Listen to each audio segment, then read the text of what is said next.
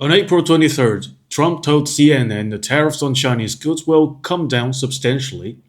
This potential U-turn is no surprise to China, considering China has already chalked up impressive wins in his tariff world war. China's stock market rebounded to 3,300 points and daily turnover surged back to 1 trillion yuan. Internationally, the EU has proactively approached Beijing to discuss scrapping electric vehicle tariffs. Yet, as strategist Professor Wang Xiangsui observes, the most self-defeating part of Trump's tariffs isn't economic. It is how he helped China to solve the Taiwan problem. First, Trump's failed tariff extortion has completely undermined US economic deterrence. Back in October 2024, Trump warned Beijing, if you move on Taiwan, I'm sorry to do this, but I'm going to tax you 150 to 200%. The Associated Press predicted in November that such crushing levies would force China back to negotiating table.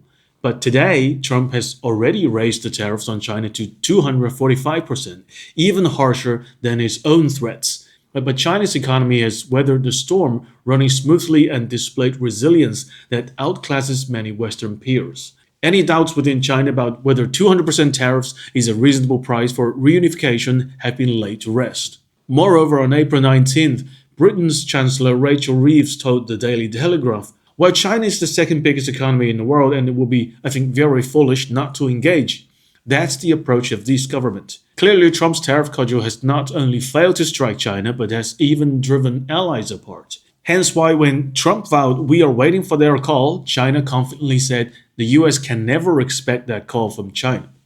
Second, Trump's tariffs aimed at TSMC have destroyed the political and economic foundation of Taiwan separatists. One of America's most important geopolitical projects has long been to detach Taiwan from China. To secure European support, US tech giants placed massive orders with TSMC, turning that small island on China's continental shelf into a giant in the semiconductor industry.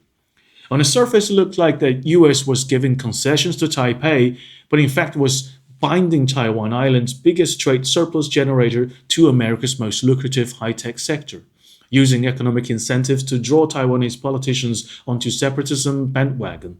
However, the Trump administration lacked the political savvy to sustain this project.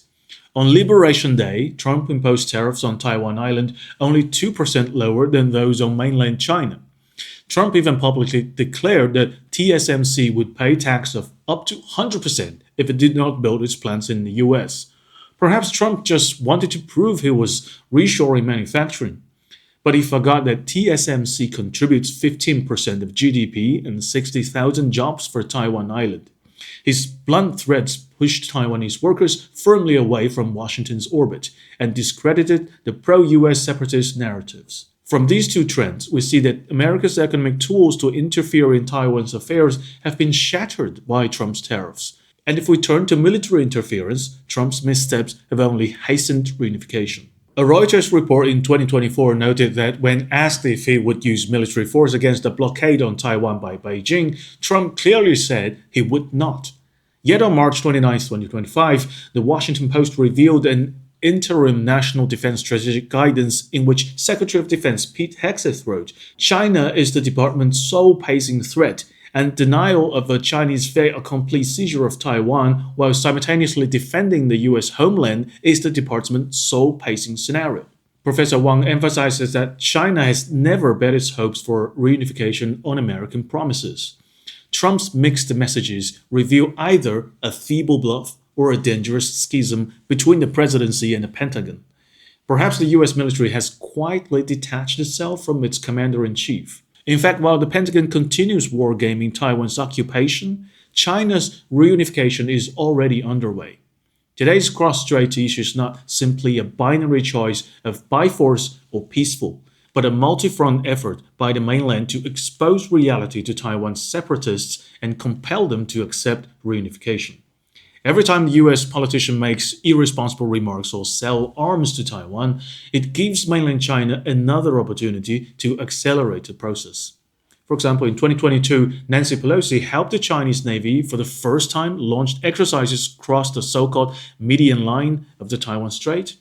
On April 2nd this year, after Lai Ching-te falsely claimed China and Taiwan Island are not subordinated to each other.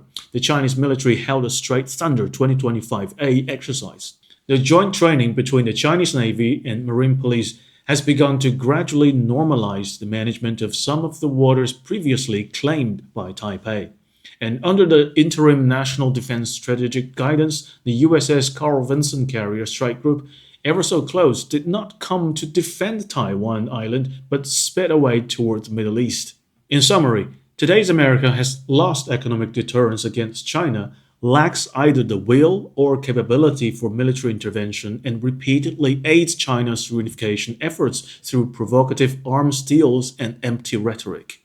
Unless US policymakers elevate their strategic acumen, they risk running ever faster in the unexpected direction. That's all for today. Thank you for watching this episode of Top Picks. If you have any thoughts or comments, please leave them below. See you next time.